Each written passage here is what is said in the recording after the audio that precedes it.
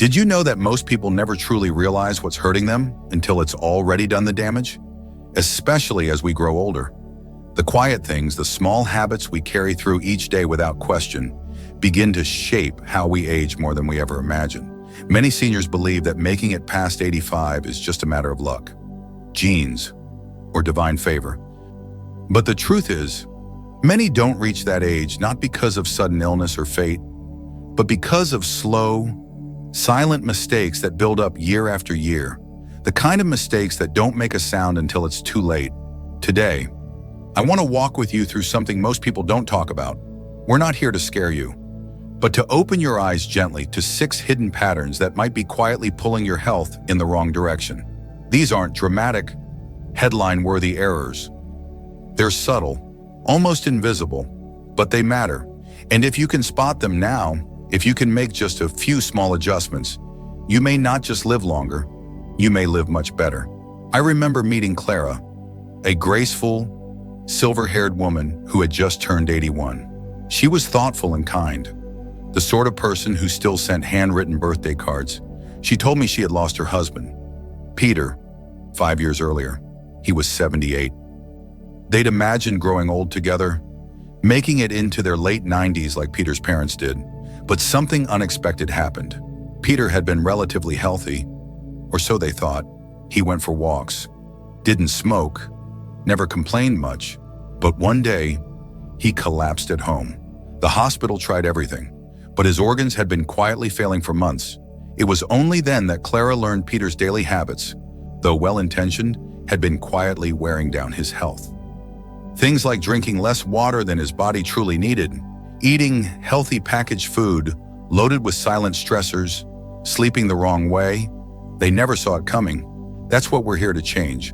So let's begin with something that almost no one thinks is dangerous until it is: water, or more accurately, the lack of it.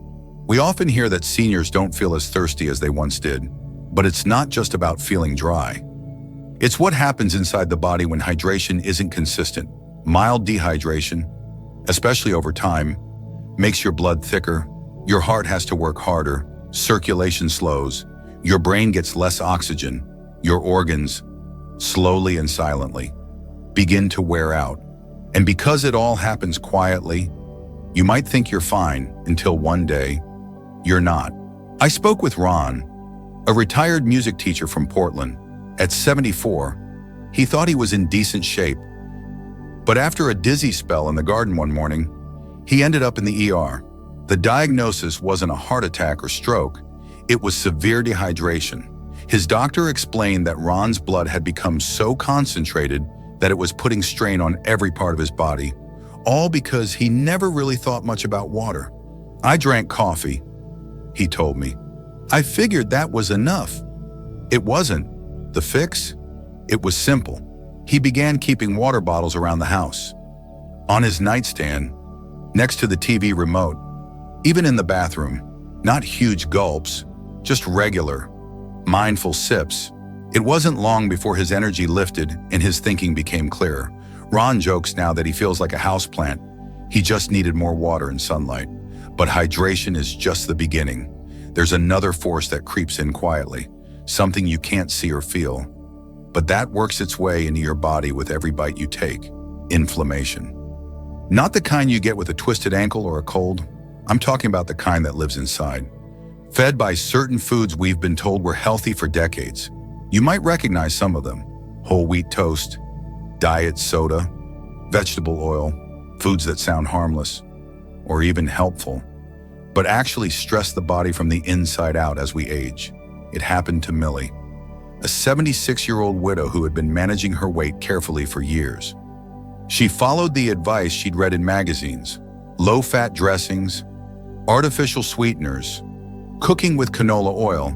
But despite her best efforts, her energy plummeted, her joints ached, and one day her doctor found signs of early heart failure. The culprit wasn't one thing. It was a slow, steady fire burning from the inside, a fire fed by years of inflammatory foods. Her recovery started in her kitchen. With guidance, she swapped out the sneaky culprits for real, gentle alternatives. Olive oil instead of the plastic bottle oils, fresh vegetables instead of boxed light meals, a drizzle of honey instead of pink or blue packets. Within weeks, her blood work improved. Within months, her doctor called it a reversal he rarely saw at her age. Millie simply smiled and said, "Turns out the food I thought was saving me was slowly breaking me down." And this is why we must question what we've accepted as normal. Because aging well isn't about doing everything perfectly. It's about noticing what no longer serves us and having the courage to change. Let's pause here for a moment. If you're still watching, that means part of you knows this matters, that maybe something in your daily life, something small, isn't quite right, and that maybe, just maybe, changing it now could be the reason you see another 10 or 20 good years. We're just getting started. In the next section, we'll look at something even more misunderstood: exercise, and why the kind you've been told is perfect for seniors might actually be working against your body. When people think about staying healthy after 65, one of the first pieces of advice they hear is, just keep moving. And it sounds so right, doesn't it? Movement is life. But what if I told you that the kind of movement most seniors rely on, gentle walks, leisurely laps around the block, light gardening, might not be enough? In fact, it might even be silently speeding up the very decline it's meant to prevent. That's what happened to Darlene. She was 75, lived alone, and took pride in her routine. Every morning, she would lace up her sneakers and walk 1.5 miles around her neighborhood. Rain or shine, she was out there, waving to neighbors, counting steps on her wristwatch, feeling like she was doing everything right. But then, a minor fall in her kitchen changed everything.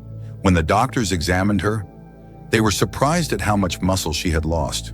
Her bone density was lower than expected, and even though she walked every day, her body wasn't as strong as she thought it was. Darlene was stunned. "I was moving. I thought I was protecting myself," she said.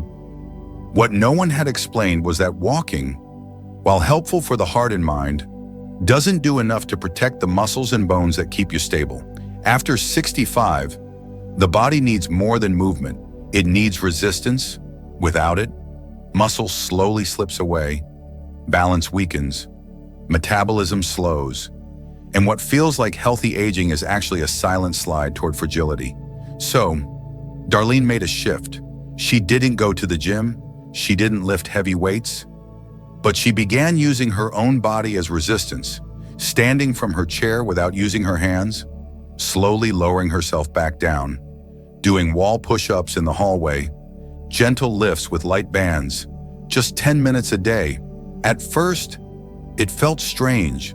She was used to constant motion, but within weeks, she began to feel steadier. Her legs didn't tire as quickly. Her arms could carry more than before.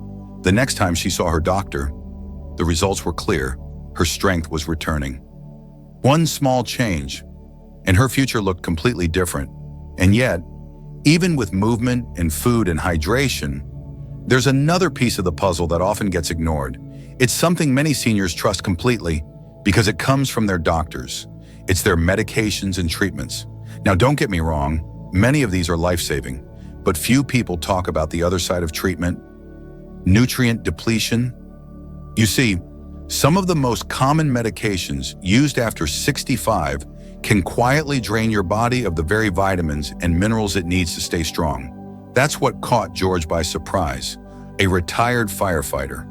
George had been on medication for blood pressure and cholesterol for nearly a decade. He took them faithfully, followed every instruction, kept up with appointments, but over time, he began to feel tired all the time. His memory grew foggy. He couldn't figure out what was happening. "I was doing what I was told," he said. "I thought I was being responsible." Eventually, after some deeper testing, his doctor realized that George was severely deficient in certain nutrients that his medications had been depleting for years. No one had ever mentioned it. No one had told him to supplement or adjust his diet. It was a blind spot, and his body had been paying the price. George took action. He didn't stop his treatment. He talked with his doctor, made adjustments, and added targeted supplements to support what his body was losing. Within a few months, the difference was night and day. His energy returned, his focus came back, and most importantly, he felt like himself again. The truth is, taking care of your health doesn't stop at the prescription bottle. Sometimes, it starts with asking the right questions. Questions like, is this medication draining anything from me? Or, what can I do to protect myself while I'm following this plan? These are not rebellious questions, they're protective ones, and they might make all the difference. If you're still with me, you're probably starting to see a pattern here. The biggest dangers aren't the obvious ones, they're the quiet ones, the ones that slip under the radar, hiding behind routines and assumptions. And that's why we're having this conversation, because once you see them, you can't unsee them. And once you know better, you can start to do better. In the next part, we'll talk about something most seniors think they're doing right, getting enough sleep. But what if I told you that sleeping 8 hours might not be helping you at all if you're missing one crucial piece? We often hear that sleep is one of the pillars of good health. And it's true. But here's the part most people never learn, especially as they grow older. It's not just about how long you sleep. It's about the kind of sleep you're getting. And for many seniors, that's where the quiet danger begins. There's this idea that if you're in bed for 8 hours, you must be getting the rest you need. But what if you're not? What if your body is lying still, but your brain never truly rests? What if, night after night, you miss the deep stages of sleep that actually heal and rebuild your cells? That's exactly what happened to Lorraine. Lorraine, a 69-year-old former librarian, had always been a routine-driven person. She went to bed at the same time every night, woke up early, and avoided naps. On paper, everything looked perfect. 8 hours of sleep every night. But still, she woke up exhausted, her thoughts foggy, her balance slightly off. She chalked it up to getting older. But when her forgetfulness began affecting her day-to-day life, misplacing keys, missing appointments, her doctor referred her to a sleep clinic. What they discovered shocked her. Despite all those hours in bed, Lorraine was barely entering deep, restorative sleep. Her nights were filled with interruptions she never remembered, subtle shifts that kept her from reaching the stages her brain and body so desperately needed. It was as if her body was pretending to rest, but her brain knew better. With guidance, Lorraine changed her evening habits. No screens an hour before bed, no water after 8 p.m. She dropped the room temperature a few degrees and began sleeping on her side with a pillow between her knees. Small adjustments that helped her body breathe and settle better. Within weeks, she felt the difference. Mornings became clearer, her memory sharper. She smiled more, laughed more. "I thought I was tired from life," she said. "Turns out I was just sleeping wrong." This happens more than you'd think. Deep sleep diminishes with age, and yet most people never realize how much it matters. Without it, your brain can't reset, your body can't repair, your immune system weakens, you age faster, even if you never feel it happening. Now imagine going years without realizing that your sleep isn't working for you. How many moments are dulled? How much life is lost, not from illness, but from exhaustion masked as normalcy? And still, there's one more hidden danger, one that might be the quietest of them all, because it doesn't come from food, or sleep, or pills. It comes from loneliness. Not the kind that's obvious, not the deep, painful kind, but the low-level disconnection that creeps in slowly as we age. Fewer outings, less laughter, days without real conversation. It seems harmless until it's not. Take Harold, 73, a retired engineer. He lived alone, but he kept in touch with his kids every week by phone, saw his neighbors occasionally, and played chess online. He didn't feel lonely, but he didn't feel fully alive either. He began forgetting words mid-sentence, losing track of what day it was. It scared him. When he finally opened up to his doctor, a referral to a geriatric specialist led to something unexpected. Not a diagnosis, but a revelation. Harold was socially undernourished, not isolated in the extreme sense, but simply lacking in the kind of rich, consistent human interaction his brain needed to stay sharp and resilient.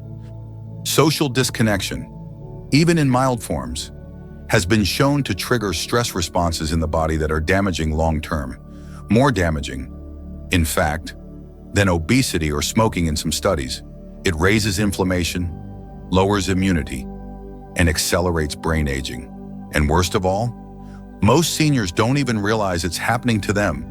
Harold didn't need to move in with his family or throw parties every weekend. What he needed was meaningful connection, a real conversation, a shared experience. So he joined a small community group, just a few people gathering weekly to talk about books and life. Then he started mentoring younger engineers online. Sharing his wisdom, the change was noticeable, not just in his mood, but in how he moved, how he remembered, how he smiled. He told me, "I didn't know my body missed people until it started to heal from being with them."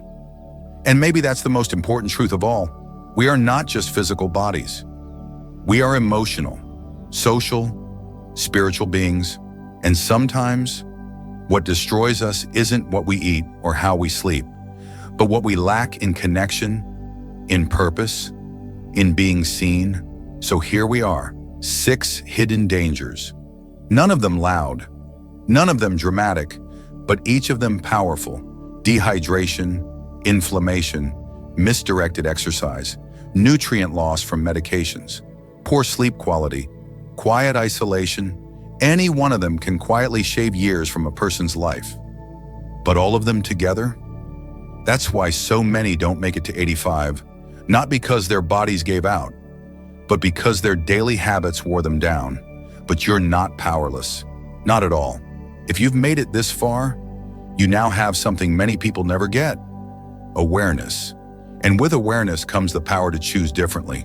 You don't have to fix everything overnight, but you can start today. A glass of water, a walk with intention, a bedtime without screens, a phone call that goes a little deeper.